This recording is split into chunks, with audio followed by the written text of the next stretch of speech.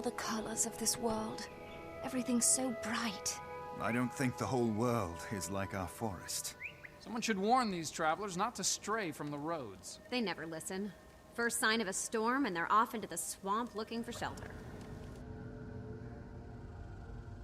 Keith endured the festivities as long as she could. The crowd was unsettling to her.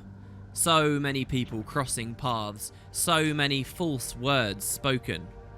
Snaff was perhaps the worst. Everything he said was an exaggeration, which meant a lie, but still the Norn roared with approval. Why should the Dragonspawn's defeat be commemorated with lies? Keith wondered to herself as she stepped from the hunting hall. You never could enjoy a party, came a voice like scarlet silk. Keith gasped, turning to see Faolain. What are you doing here? I've been following you, Faolain said, standing in her black orchid dress, leaning in so that her warm breath wafted across Keith's ear. I've watched you risk your life to kill a dragon champion. Foolish girl. Keith stared quizzically at her. You act as if it is nothing. It is nothing. Your life is too precious for this.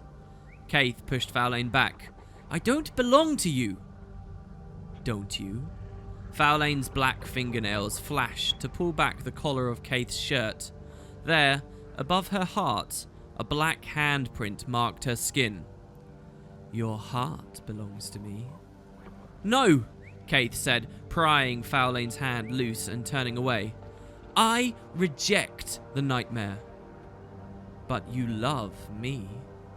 Faolain nodded toward Eyre and Ritlock within the hunting hall. Do they love you as I do? Keith scowled. I don't know what they feel. They are a mystery to me. But I am not. There are no mysteries between us. Faolain's black eyes grew suddenly intense. Join me. The dream is only a dream. The nightmare is the reality. Leave me. The Dark Sylvari took an unsteady step toward Keith. My love is poisoning you. You cannot be without me. Go!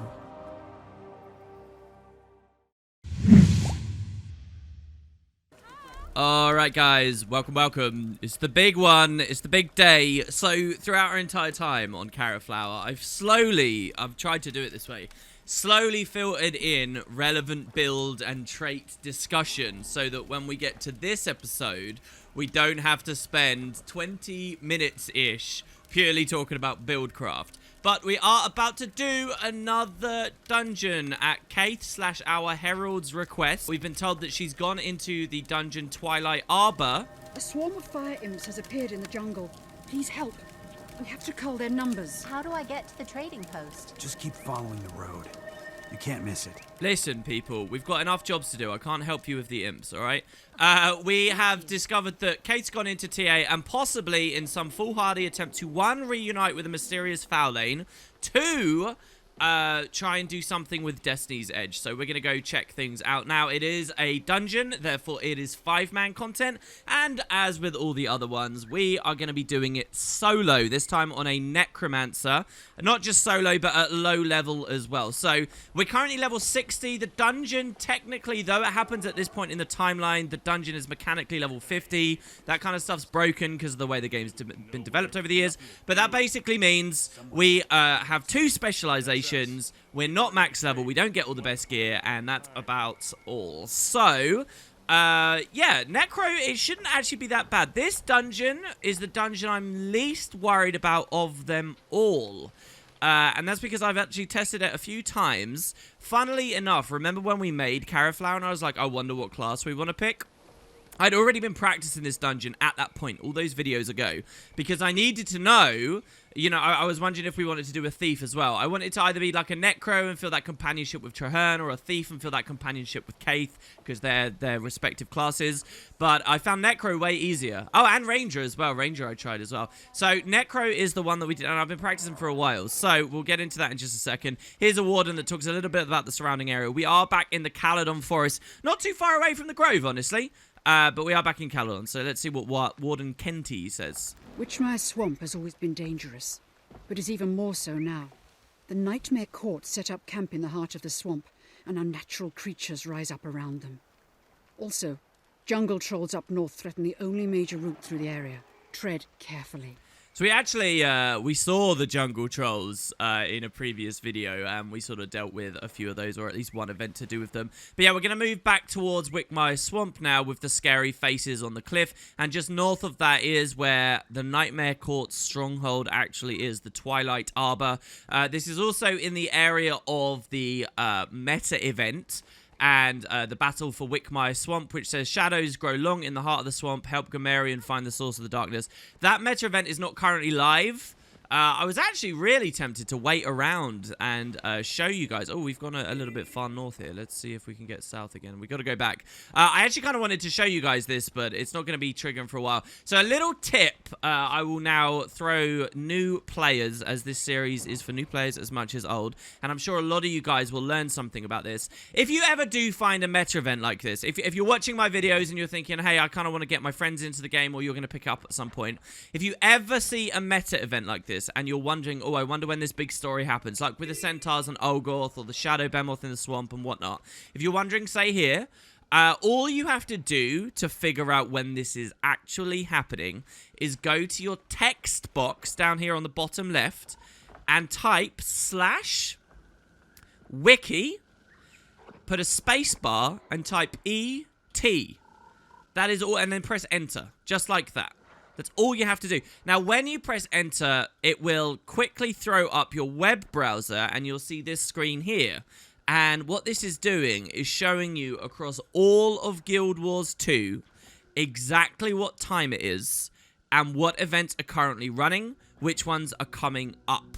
So you can see here from this screen that several different events that where this red line is what's going on. And I can come back in game now, and I can, you know, look around and I can say, oh, I want to go to this map, I want to go to this map, this map, this map. Now, you might not know what all those events are. You might not know what it's all referring to, but at least it will give you a sign of when this thing might be about to trigger, and you can know whether you want to stand around for a second or two.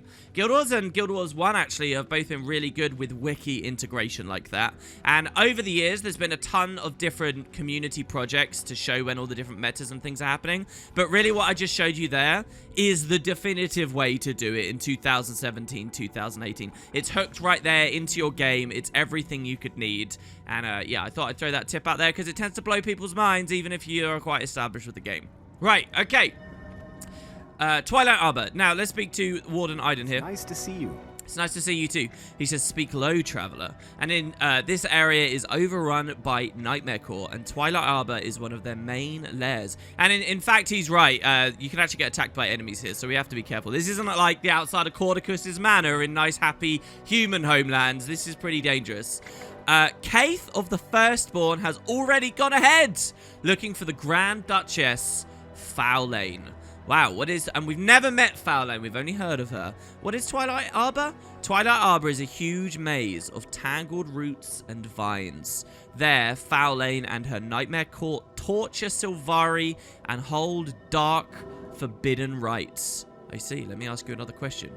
Why is Kaith here? She is hunting her former companion Faolain. She said she was expecting others. Are you they? Well, no, not really. She didn't expressly speak to us. Who is Grand Duchess Faolain? One of the Firstborn, like Kaith. She now leads the Nightmare Court, but she is still dear to Kaith. I think that Kaith wants to resolve their problems once and for all. What needs to be done? Gather a group of 5 total adventurers and head into Twilight Arbor. Kaith should be waiting for you. Now, if you guys know from the short stories, we don't really know what Kaith's intentions truly are here. Yes, she could be trying to get away from Faolain, but there's like that fear in this story that Kaith is going to fall to her seductions, that Kaith will return to Faolain, that Kaith will actually fall to Nightmare. So I'm sure that Kaith is conflicted on her entry into this place. Kaith is generally really quite a shady character. Right, so thank you very much for the warning there, my friends.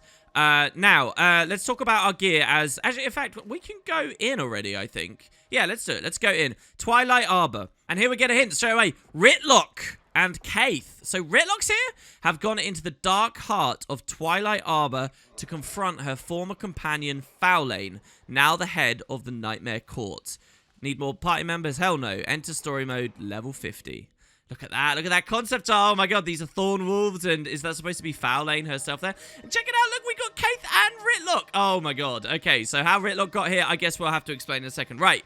Let's talk about build. Now, the armor we are wearing is the exact same armor you've seen in the past few videos. It's level appropriate dungeon armor. It's level 50, okay? It has 2 stats, power and precisions. It's not 3 statted, and that's it. But we can now rune it, so you guys know what runes we're likely to use here. I don't need to go into a massive discussion. We've done it before. Ogre runes. Hell yeah, that means we're going to be a Necromancer, Minionmancer that also has Ogre. It has the Rock Dog with us, right? So that's pretty nice. The Rock Dog won't get Flesh of the Master or Death Nova, but it will still be another companion for us. The other 2 runes, I've played around with this each time. I'm going to go Warrior this time. So we get 150 health from that first one, and we get 21 power from the other one. So it's just a minor thing. I don't anticipate pressing my skill 6 much. If you remember, Bract was using altruism. We don't care too much about that. So I'm just going to get raw stats. Now, weapons are slightly different. I've gone with Warden weapons here. And these are my level. These are level 60. So the armor's 50. These are actually level 60. This is Claw Island quality stuff. And what we have here is 3 stats. So it's power, precision, and ferocity. It's the magic combo. We crit lots, we crit hard, we have lots of flat damage. Berserkers. Now, because it's level 60 and it's rare, that means, as you remember when we hit that level a while ago on one of the other characters, we can now wield not just major upgrades, but superior upgrades.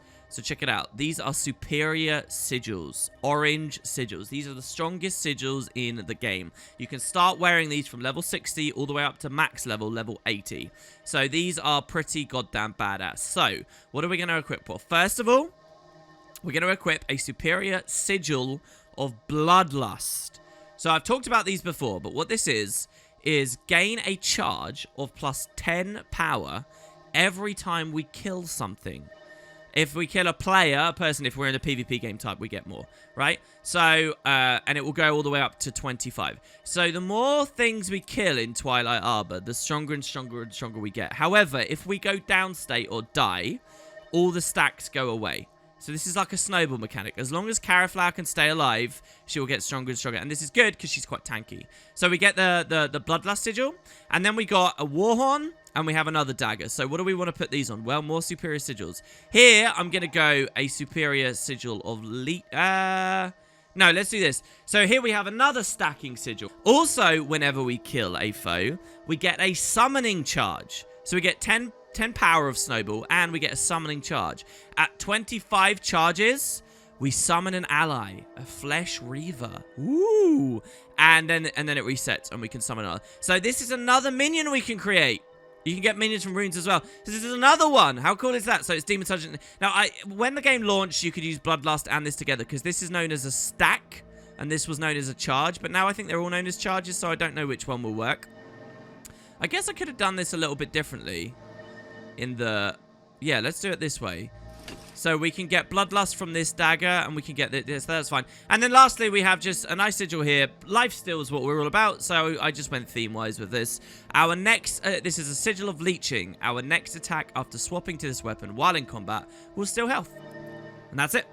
So we can equip that. So we got leeching, we got demon summoning, and we have bloodlust. Pretty cool. I'll show you the demon summoning first, I guess, and then we will see what else we do after that. So that's gear. That's basically all well and good now. Now I want to quickly train some stuff. First, let's go to our build. Now, this is all fine. We've sorted all of this out. We're going to run everything you already know about us. However, the Grandmaster Transfusion, I'm going to swap. I'm going to change this. This is the one that heals our minions that I showed off last video. I'm going to go up to this one called Vampiric Rituals. So this is not about minions at all. This is about a different type of utility skill. This is Wells. Vampiric Rituals. Our Wells gain reduced recharge time and now grant protection to us and our allies whenever we cast them and steal health every pulse. So we all know how strong protection is. It makes us way tankier. So we don't have any wells, though. So I'm going to go training. And we're going to pick, for the first time on Caraflat, a different type of skill. So we've got wells. There's a healing well. There's a flat damaging well, the Well of Suffering. And then there's this one, which is the one I want, the Well of Darkness. Well, target area pulses, blinding foes with each pulse. So I'm going to grab this, the Well of Darkness. And instead of our Shadow Fiend, this guy, who can haunt and blind once, we're going to equip the Well of Darkness. I loved that little fellow. That will blind loads of times and lifesteal on all the enemies around us and give us protection, and it's unblockable. Okay, so we're going to use the Well instead of the Shadow Fiend. The Traded Well. Aside from that, guys, that's it. That's how Caraflower's going to deal with the instance. So here we go. Let's speak to Keith. And listen, nobody is allowed to point out in the comments that it's 20 minutes in the video already, because we did other stuff. We talked about other things too. All right, guys, how's it going? Ritlock, why are you here? What do you have for me? Let's get this show on the road. Ritlock, why are you even here? I could ask you the same question. Keith sent word for me to come here. I long ago stopped trying to figure out her thinking. Yeah, last we heard, Ritlock just didn't want anything to do with Logan at the Lion's Arch meeting, and he left again. I mean, he does care about fighting the Elder Dragons. He does care about Destiny's Edge. We've seen that. Tyrix has seen that. But he left, and now I guess Keith summoned him on his own, so he was happy to come. Are we ready to go? He says, I'm more than ready. Talk to Keith. This is her garden party. So, Ritlock's first dungeon is Ascalon Catacombs, and he's back here now, so that's great. This is further along. Keith, what's going on? Gather your party. We should be on our way shortly. Ritlock is getting impatient. Well, we're ready. Let's get started. She says we wait for one more. One more? Very well. Who else have you invited? Here comes our final hero. Oh. Keith, I'm sorry I'm late. You. Ritlock? Are you going to be chill, man? Are you going to be chill? Are you going to be okay, Ritlock? I don't like the look of this. Good to see you, Logan. Now we can begin. Kate's got a good idea, though. Conniving vegetable. You never said anything about him being here. I asked him to attend. I need all of your help to deal with Faolain. It sounds like this Faolain and you have history. Faolain is firstborn, like me. She's powerful and dangerous. But she wasn't always that way. When our race was new, we traveled together, her and I. We became close. We found a great darkness. I pulled back from it. Faolain embraced it. She seduces others to unspeakable acts. I cannot stop her alone.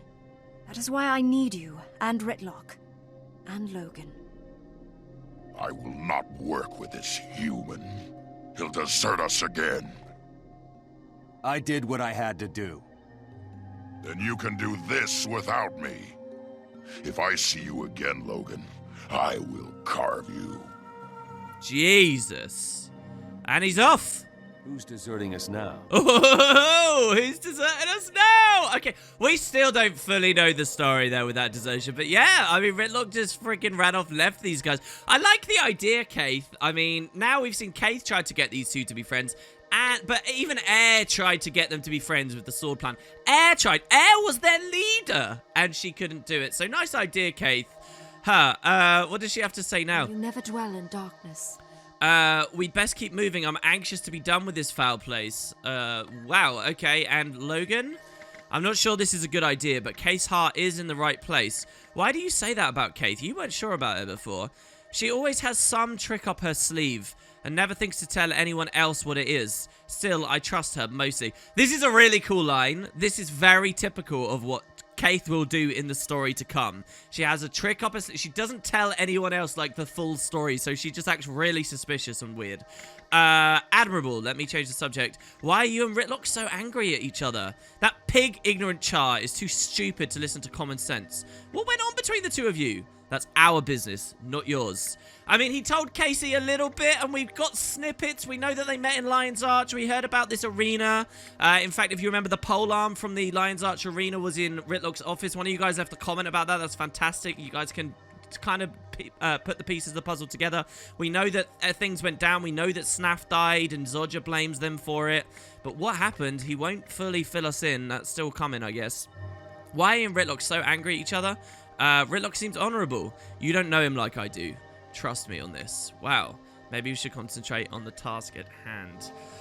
Whew. And yeah, we get kind of a little bit more finally of forwardness from Keith about Faolain, at least. There's that. So yeah. Alright, it's time to summon. There is one more, I lied. There's one more tiny bit of buildcraft, and that's our consumables. So just quickly looking here. We have several. Now, the thing about Caraflower is she's quite tanky, and she does, like, death by 1,000 cuts, but she's a bit slow to kill. So for the first time in the series, as we've been playing, we've been given random boosters and things. For the first time in the series, I'm going to use them. So in our inventory here, we've got, like, these boosters, but they're not relevant, which we've been getting through the story. But these two are. So a strength booster. This gives us 5% more damage for an hour. And this booster gives us 5% damage resistance for an hour. No, that's not power and toughness. Those are like percentile modifiers that stack at the end. So they're pretty good. And down here you can see we've got them. Also, on top of this damage bonus and reduction, down here we have some hardened sharpening stones. These are level 61, so this is the highest tier we've seen so far in the series. This gives us power and ferocity based on our other stats, so that's good. And then also potions of Nightmare Court slaying. These are actually rewards from playing this dungeon. They're not the best ones in the game. They're level 50 ones, but it's pretty good. So here we do 8% more damage to Nightmare Court, and we take 6% less damage to Nightmare Court. So all of these modifiers together... Oh, God, I doubled up here. I was supposed to get a food. I'm an idiot. We don't have a food. I just got 2 nourishments. That's really dumb of me. Enhancements, sorry. Whatever. We don't have any food, but we're going to drink a potion here. All right, there you go. Cool. So it's not perfect, really. We might be like 1 sigil down and a bit of food down, but I'm sure we will be fine. Let's summon our last minion here. So we get 5 minions. That's the perfect number of minions before our Jagged Horrors come out to send vampiric presence to. And away we go. Now, I'm hoping, beyond hope, that like how Bract ended up really strong suddenly, Caraflower will too. But the thing is, as the dungeons get more and more difficult and higher level, the scaling is going to get less and less wonky, and the odds of that happening is going to get lower and lower. So basically, as we continue along, the dungeons are going to get harder. Number 1, because the game will make them harder, mechanically. But number 2, because scaling and stuff won't work to our favor anymore. So yeah, as you can see here, this is just 2 spiders. They are elite, and they actually hurt quite bad. Luckily, we are Caraflower, and we've got Life Force, we've got Shroud, we've got lots of things. Now, this dungeon is going to be really kind of interesting, I think, to commentate. Because, as you can tell there, a lot of these fights are really quite long. So we'll see how much I can say, and then there might be quite a lot of post-commentary. But here we go. So, into the place we go. This is Reception Hall. How horrible. They're corrupting prisoners in those pods. Release them before it's too late. Right, so we can already see one of the main mechanics of the dungeon. There are these pods everywhere, and if I mouse over them, you can see I get a gear icon. That means I can interact with them. We'll talk more about those in a second, but this room is also full of spiders, dangerous spiders. So I'm going to engage on them. We're going to focus most of our stuff on keeping blinds on the 2 big spiders, the elite ones, because those big spiders are kind of dangerous. So as soon as the well runs out, I'm going to use my elite. As soon as the elite runs out, we're going to fear one of them. We're just going to make sure that these guys are incapacitated as long as possible. I'm going to use the skill 2 as well, because that inflicts... Wait, I thought that did weakness. No, I guess it doesn't. It's just chill. But we're going to try and keep those guys injured as much as possible, because they're the really dangerous ones. Here we've got a lot of poison on us. Caraflower's getting really hurt here. All the Sylvari are crying. Don't worry, Sylvari. And we're just going to keep ourselves alive. So there, you saw how low I got for a second. That was when all the spiders retargeted to me. But we managed to regenerate, and now we can continue fighting. Now, by the way, our potion and stuff doesn't necessarily work, because spiders aren't necessarily Nightmare Court. I mean, there are nightmare spiders you find, and maybe they count. But I don't think these ones do. The game really needs, like, a potion UI. I'd love, like, a thing for potion collections and stuff that shows, like, what enemies are affected by what potions, like a bestiary type system could deliver. That'd be really cool. So here, by the way, we use the 3 to bleed ourselves, the 4 to send the bleed to him, and then the 2 to do more damage because he's bleeding. See how cool that is? And lastly, we've got this final spider, who we can kind of blow up now. I messed my skill order up there a little bit, which was really bad. But there you go. Right. Do you have wisdom to share? No, I don't. I thought you might talk a little bit about these pods. So there you go. That's kind of a difficult room, but not too bad, really. So we get the pods. Now, you can see inside them, as we come close, we get an interact button. Now, if we press F... May the pale tree bless you. We can get Sylvari out. This one's an elite Sylvari prisoner. And he's very happy that we did that. And he'll run to safety now. He'll flee out of the dungeon. He won't fight with us. I mean, as elite, he could be pretty good. For our reward for that, you'll notice Caraflow's now glowing with this really nice effect. That's kind of funny. That's like a cool aura that the game could put in, to be honest. And you see here, we actually get a thing that says free prisoners, 1 out of 5. The truth is you can skip this, and you might want to, because if I come to another one... Power like I've never felt. It's all mine! Here, you can find one of the tortured Sylvari has fallen to Nightmare. So this is a Nightmare Initiate. Bleeds, manipulates time, has given herself quickness. And she is an enemy. So basically, every time you open one of these pods, you are gambling on whether you're actually going to save someone's life or you're going to have a bad guy fighting you. So this is a bit like the start of Ascalon Catacombs with all the coffins, if you remember. If you run around, you might find rewards in them, or you might basically find yourself in danger. It's beautiful. How have I lived without this? So here you can see another guy's fallen to Nightmare. We are getting both stacks, by the way. Look at that. We've got Bloodlust and Summoning Charges building up. How cool is that? That's awesome. So depending on what weapon set we're on when they die, we'll get a different stack. We will need to kill 50 enemies without dying in the dungeon to reap the full rewards out of this. But who knows? Over time, we might be able to make it. So I'm curious to see. So yeah, this can take a while. And if you're bored of that, you can just skip this entire thing. You can just walk to the other side of the room and be done. And you're fine. There is another mechanic of... Oh my god, these fears are ridiculous. Yeah, some of them will fear us for a very long time. So you've got to be careful of those. These ones that create wells of their own and fear.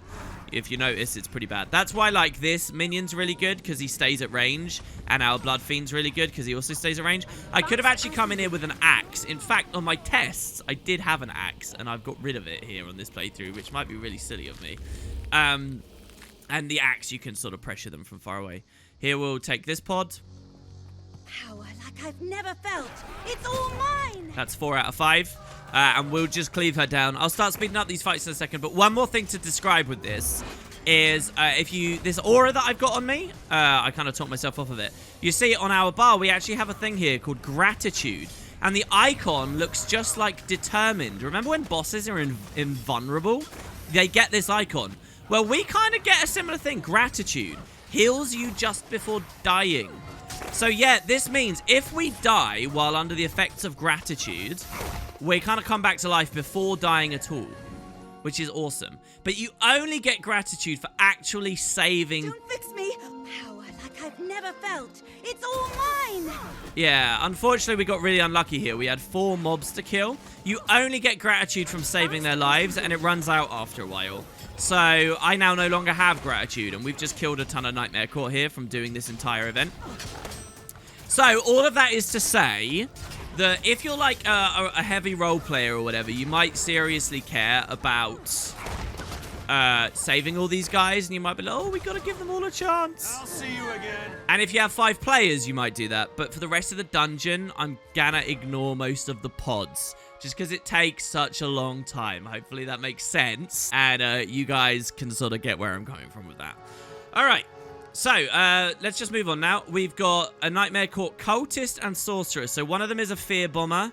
The other one is a Time Manipulator. So Mesmer and a Necro, kind of. The Mesmers we don't have to worry about much at all, really. They don't do very much. But these guys we do have to worry about. So I'm going to focus most of my stuff on this guy. To keep him blind, to keep him from fearing us all constantly. There, I got feared straight away, but I'm going to move in. So when I see this blind drops, I'm going to put it back on him with the Dagger 4. When that one drops, I'm going to knock him over. Then I'm going to use my Warhorn 4 to daze him. Then when that stun runs out, I'm going to fear him. And now I'm kind of out, so we might get feared again now. I'm going to stay away from that well. All right, so we got feared again. Now, fear is a condition. And remember, as a minion monster, if we get hit with a condition once every 20 seconds, look at that, look, our minions take it from us. So if you rewind and watch very slowly there, what you will notice will have happened is I was getting feared, and then, like, my Bone Fiend took the fear off of me, and he got feared instead, thus freeing me up. I mean, how great is that? So, yeah, it's a nice way to deal with that, because those fear bombs are horrible. You can quite often have teams of 5 players wiping in this dungeon, dying, seriously, just because everyone gets feared and then blown up. Good job, Logan, by the way. I saw that he buffed us there with the buff that Casey was under the effects of a lot of times, even at the start of the game. So that's good. That's them cleared out. Now we got a knight and an archer. So the archers are rangers. The knights are warriors. These guys can hurt, but they're not too bad. The knights are terrifying. Knockdown combos. So basically, these guys have got hammers. They'll use earth shakers. They'll use backbreakers. They'll use everything. So they can do tons of CC. So we're going to treat these guys the same as the fear guys. The worst thing in this dungeon is when you have a fear guy and a CC guy together. So same thing. I'm going to come in with blinds and immobes, I guess. We're going to watch for when the blinds run out. And so there was one straight away. There, you can see the damage, right? You can see it. It's really, really dangerous. One thing we can try to do is use our fear to push him away from us and then have him aggro on our minions instead. The thing with this guy... Here, I might die. I might actually die. I've got to dodge away. The thing with this guy is he has big cones of attack. Here, this is really bad. We got to get that kill, guys. I'm out of life shroud. I'm pretty low on health. I don't have my axe, which is my range damage. Like, most of his damage is big AoEs. So you got to, like, try and stay away from his cones in front of him. And let the minions get hit by that instead. Don't forget, when the minions die, they explode into a cloud of poison and blast in it, thus putting out weakness, which hits the damage of the knight a ton. So you want the minions dying before you. So generally, just don't stand in front of the knights, and you can continue attacking. There, you saw I didn't do that very well. Let's try one more pod. I want gratitude. One more. Come on, come on, come on, come on, come on. Come on. Thank you for saving me. Yeah, baby. Woo! Thank you for saving me. We got gratitude. So that will last for 3 minutes. So an archer, double archer is not too bad. Oh, but here we got some spell blossoms. These are dangerous plants that will start growing as we move around and we get more into the dangerous areas closer to Faolain and her cronies. And what we want to do with those is kill them quickly because they like nuke you from range. It's a really fun mechanic. Any Guild Wars 1 fans might recognize. Back in Guild Wars 1, do you remember how I talked about far away south of the ocean? There is a land called Cantha, and in Cantha there was a giant forest, and in the giant forest there were wardens. Well, there was kind of a dungeon there called Urgo's Warren, where you found a corrupted spirit of the forest. Sounds a lot like the Pale Tree almost, right? Except imagine if the Pale Tree got corrupted. That spirit was called Urgo's, and there was a huge elite dungeon mission for 12 players to kill Urgo's, to get in there and take him out. And in that mission, you found flowers that would nuke you from range, which we also see in kind of the Nightmare Court area. So there's all these weird connections. They weren't called the same thing. They were called fire flowers back in Urgo's Warren. But there's all these weird connections. So here's another mechanic. These are volatile blossoms. If we walk near these plants, you notice they do lots of damage and poison to us. I'll just show you that again. There, like so. But they die very quickly. You notice my minions are dealing with them very comfortably. If you're another class, that could be kind of scary. All right, good. Looks pretty clear. Easy peasy.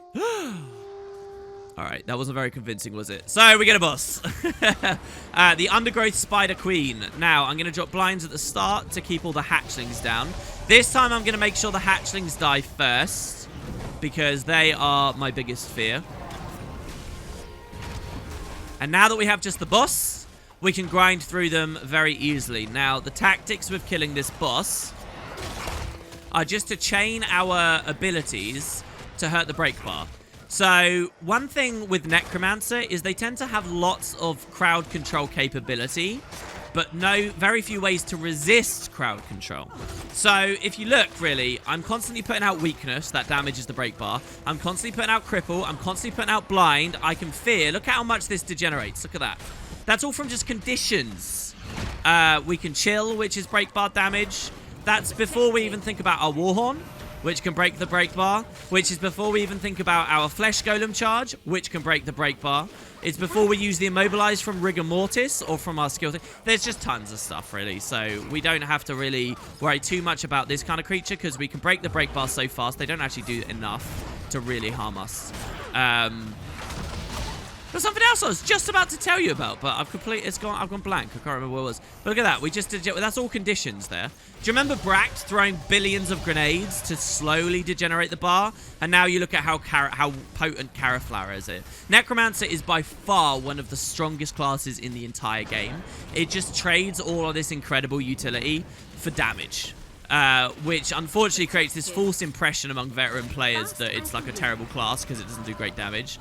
But when you actually play these kinds of formats, when you do PvP and whatnot, you really realize, if you broaden your horizons, you realize just how strong this class is.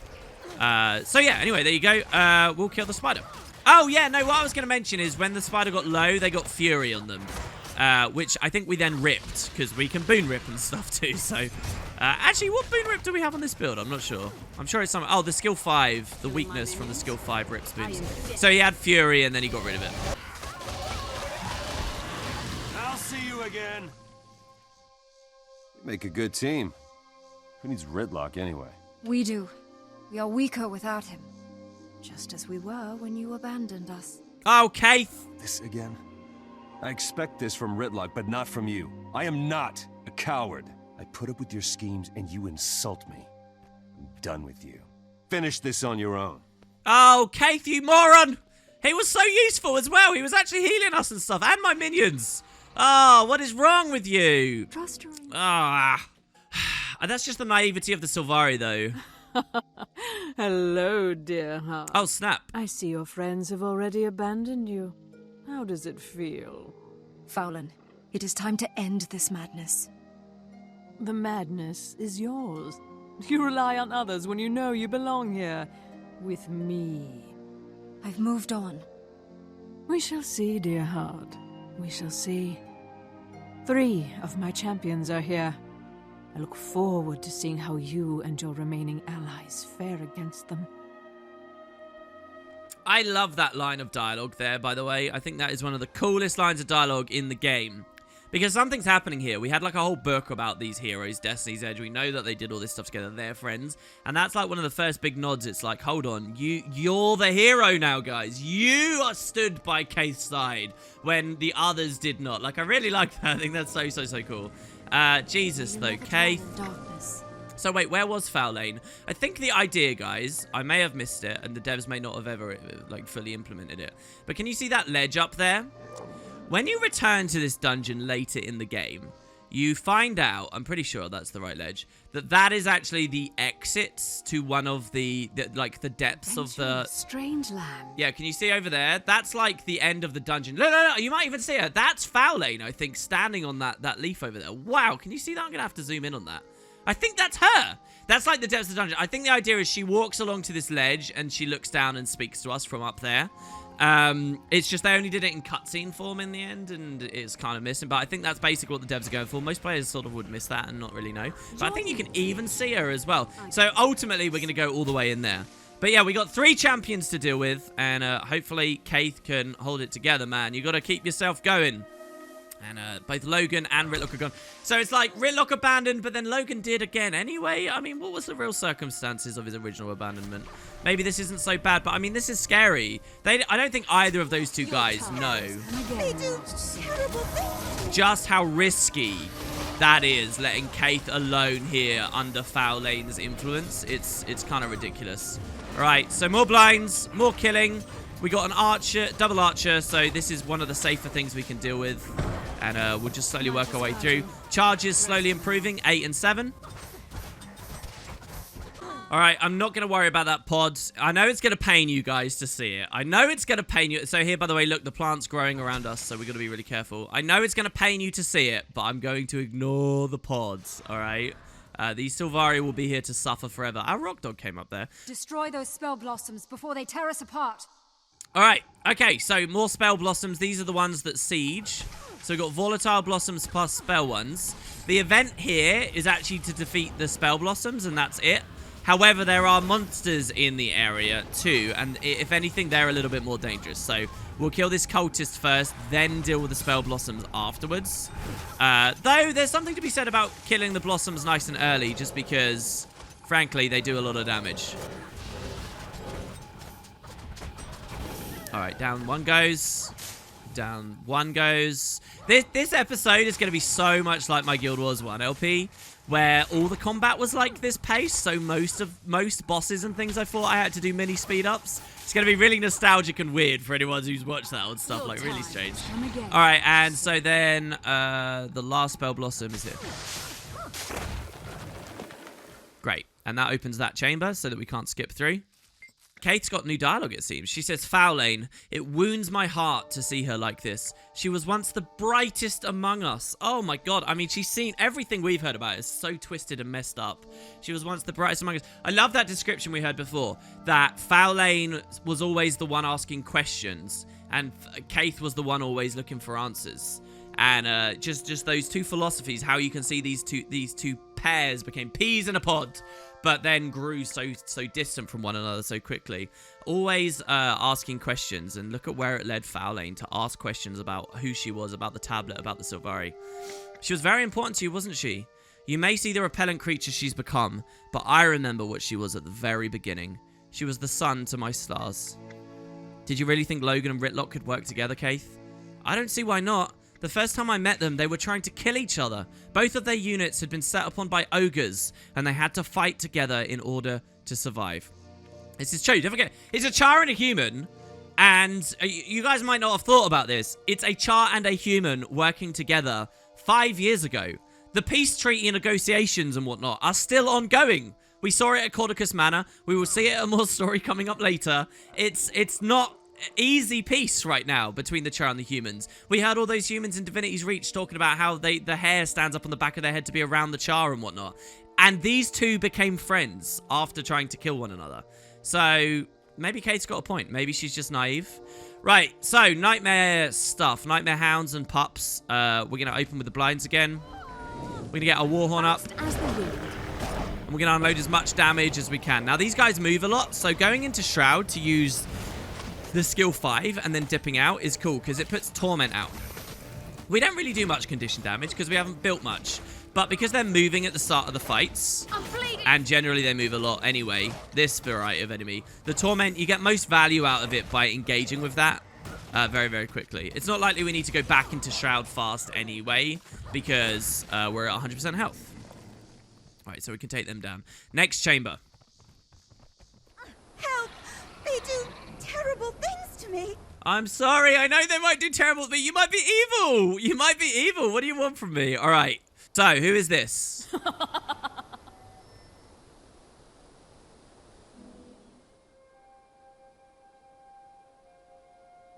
Kaith, meet my first champion, Sariel. We've met. She is not worthy of you. Oh, Faolain. What have you done to this poor girl? I'm no girl. I am Fallon's chosen. See how easily you were replaced, dear heart? But say the word, and you can be my favorite again. No! I am your favorite, and I always will be. Nothing will ever change that. I'll kill you, Kaith. Slowly and painfully. You children have fun. Then Faolain teleports away like the mean woman she is. This is Sariel. How do we talk about Sariel? Well, first, I guess we can fight her during this. So she's the first champion. She's got a break bar again, so we're going to be working on just killing that as we go. You'll see that it says she singles out foes. She's actually a warrior with a sword, not a hammer this time, though. And she's not too much of a threat, if I remember rightly. I could be wrong, but I don't think she's too much of a threat. So let's take her out. She might speak in the middle of this. Sariel, you guys won't recognize or know. It'll just seem like a random throwaway boss. However, we saw a vision of the Green Knight in the dream. If we had seen a different vision in the dream, we actually would have met Sarah. I think it's the one of the white stag, maybe. And we would have learnt a little bit about her. She would have been introduced as just a nightmare courtier that you know, is very fanatical about the court. And we and Keith could have hung out with her for a moment or two. Some of you guys have expressed that you wanted me to do that story instead, but I much prefer the Green Knight just because of some of the characters we meet there. Long term, like we meet Sariel here in the early Silvari stuff, and then again in the dungeon, and it's like, oh, there's Sariel again, and that's kind of a cool moment if we recognize her here. But we're just, spoilers, we're about to kill her and then she's gone. But the stuff you see in the other stories is relevant for way longer. So that's why I made that choice. But that's what Guild Wars 2 is all about, you know, a rich tapestry of different storylines, and you've got to pick which one you really care about, you know. And different players go through the world at different times, and they see different stuff.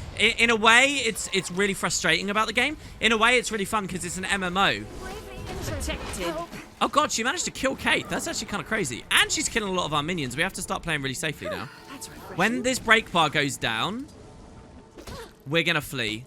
Oh, she almost got us, guys. This is really bad.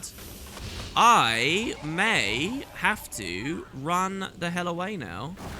Without Keith on our side, I'm not sure what we can do. Here's where I wish I had Axe, because we could, from range, do some other stuff. Get in there, Flesh Minion. Golem. Go. So here, by standing back, I let my minions take the stuff while we re-summon. So, yeah, if you think about it, this is a 5-man dungeon, right? So what's actually going... I know I'm using my auto attacks here, despite the fact they don't do anything. It's just that I'm scared of going near her. I guess if I stand behind her... I am dead. We can use our Shroud there to do as much break bar damage as possible. Get our next minion up. Perfect. Okay, now we can start attacking again. And we can go to our Warhorn. Don't forget, the Locusts from the Warhorn give us Shrouds. But she interrupted us in the middle of the cast. This is really hard to talk about lore and the mechanics at the same time. There's 5 players. So one of them in the party would be like, hey guys, I know who Sariel is. And they could talk and tell one another. You know, the Silvari player could tell the other Silvari players and all their human buddies in the dungeon. You know, there's little moments like that I think could have been really fun for the game. I'm not sure how often that actually happened, but, you know, it's a thing. Sariel's really difficult. I don't remember her being hard at all, so this now scares me for the rest of the dungeon. It really does. Once again, I'm messing that combo up because I'm forgetting to use my dagger. She's getting low. The blinds won't actually work as blinds, but they will get break bar damage on her. Another immob. We've built up plenty of Shroud now. Okay, good. I think she's going to go down. Ooh. Whew. I don't like seeing her this way. But no. She replaced me all too easily. I shiver when she discards a life so easily. My god. Keith. Ugh. I could have used your help a bit better there. Now that we don't have Logan and Ritlock with us, it's getting more tricky. Right, so the boss dropped a steel chest with gold. Love that sound of collecting gold there. Well, we got an axe. We might actually equip that. It's level 58 axe. I might actually genuinely equip it. Thing is, I don't want to lose... Yeah, I know we can do it this way. We're going to equip this axe. It's not a great one, and it has a sigil we don't care about. But I really think we might want to use this. So we now have axe, dagger, and dagger warhorn. I want that. And we got a thorny seed pouch for killing a champion of the Silvari there, or like a planty champion, which got some bones for us, and a rifle came out of it. Then also, because this is a dungeon, we get a bonus chest, the grand chest. Look at this. And then we'll... help me. No, I'm not going to help you. And inside this chest, we get a single copper. Thanks. There you go. Look, a strong potion of Nightmare Court Slaying. So this comes from the dungeon, and now we can drink this as we continue along. Might have been fun to have that. Oh, we got a trident we can equip as well. I'll take that. It's actually a good trident too. Which one's better that I've got in my inventory right now? This one is. We can equip that. Oh, speaking of, we're about to lose all of our stacks because we're forced... Speaking of tridents, we're about to go underwater. Okay, The world is for exploring. Kate has some new dialogue. She says, the Nightmare Court corrupts all it touches. Poor Sariel. Faolain did this to her. Yeah, she was just a normal Silvari, I guess, right? Did you know Sariel? And she says, only as one Silvari knows another. Sariel was young and vulnerable and easily fell to the Nightmare Court's clutches. I understand. May I ask another question? What did Faolain do to her? Faolain bewitched her with words and blandishments. She made Sariel jealous of what Faolain and I had. I mean, that's really sad. Like, Sariel thought she was the next Keith, but she was just being manipulated and used. It's really gross. I love these, like, green orbs that float in this, like, toxic air. Really sad. And now she's dead, so that's her exit from the story.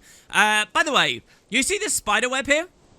When you return here in Explorable, these spider webs open up and give you other areas of the dungeon that we can't see right now. And this particular spiderweb, when the game originally released, there was a whole path back there. But now in 2018, it's no longer available at all. Not unless you like bug and break out of the map and stuff. It is cut content now, so you can never go behind this web any longer. And you might think that's really sad, but the devs replaced that path, which generally wasn't very good, with a really good one that's set even further forward in the timeline, so don't worry too much. All right, there's more prisoners. I'm not going to worry about it. We got to go underwater. Going underwater is going to turn these weapons off and put these ones on. And because these weapons don't have stacking sigils, we're going to lose all of our stacks, which sucks. But here we go. There you go. They're all gone. We also have to resummon our minions. And we have a ton of barracuda to fight. Now, if you remember, we've already shown off the trident with all of the friggin' crazy fish and things. And the firing of the Crimson Tide piranhas. What about Spear? Now, Spear was another thing, so let's check this out. Don't forget there was an overhaul to these abilities recently. So, number 1, we get Wicked Sickle, which goes into Reaper's Scythe and then Cruel Strike. So, we just hit people, we whirl around, spinning, doing damage. So, that's cool. The skill 2, Wicked Spiral. We press 2, we spin in place like this, and we do damage constantly around us. I'll show you that again in a second. We've already managed to wipe all the barracuda out, and we get lots of stuff. I love how our minions look underwater. They look so cool. Yeah, so Wicked Spiral is this. And then I'll talk to you about the skill 3 as well, and then we'll leave it there because we're about to leave the water. We get Deadly Feast. Gain swiftness. Summon a swarm of vampiric shrimp. So piranhas on the trident and shrimp on the spear. And they siphon health from nearby foes. So check it out. We get these shrimp swimming around with us. And this is basically an underwater version of what the Warhorn gives us, if you remember rightly. So yeah, that's a swiftness skill. And we come out into the Lake of Fear with more Nightmare Court. Don't leave me here. So they're all archers here. There's going to be nothing interesting about this fight. I'll just grind it down and see you guys in a sec.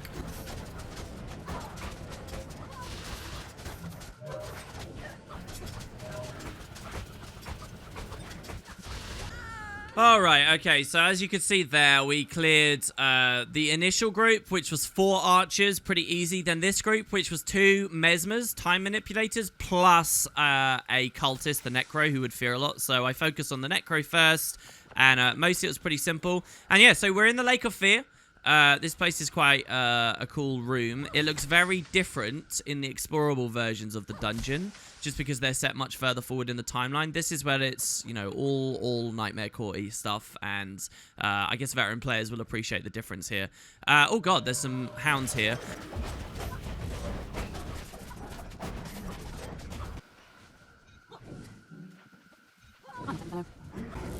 And now here you can see where axe is useful, because I use them as the meat shield and I just stay back here.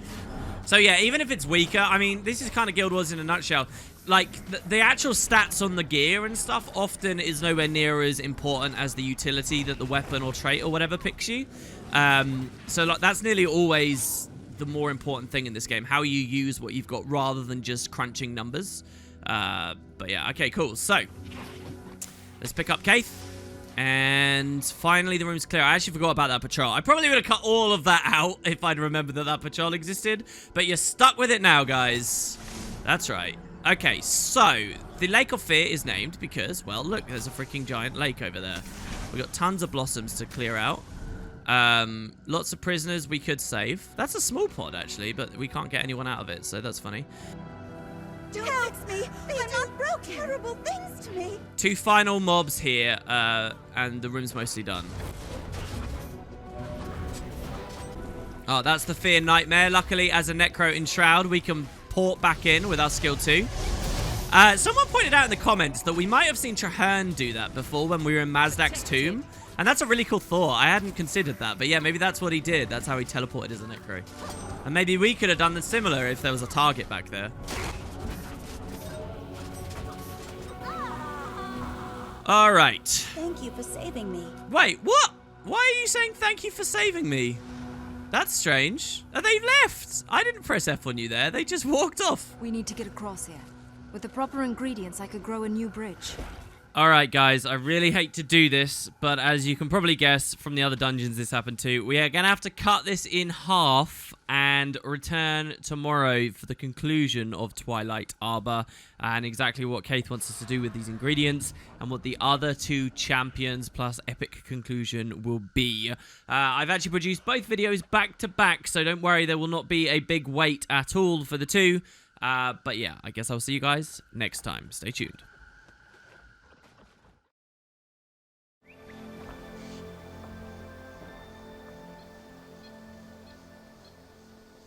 Why are the other races so preoccupied with who owns the land? No one owns the land. It belongs to itself. And yet they fight and kill each other for it. I don't understand. I have to admit, some days I long for the quiet of the soundless. For Ventari's sake, why? On rare days, the music of the world turns to noise. And I wish I could turn it all off.